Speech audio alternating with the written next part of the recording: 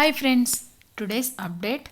అనుపమ చెవిలో పువ్వు, కుర్రాళ్ళ గుండెల్లో లవ్వు, ఫోటోలు చూస్తే కెవ్వు. అదేంటో చూద్దాం.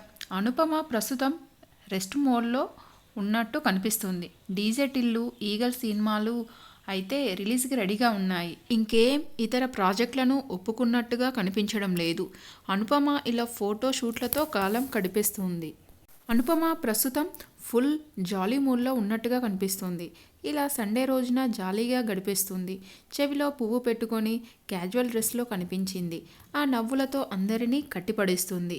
అనుపమ ఫోటోలను చూసి జనాలు పడిపోయేలా ఉన్నారు.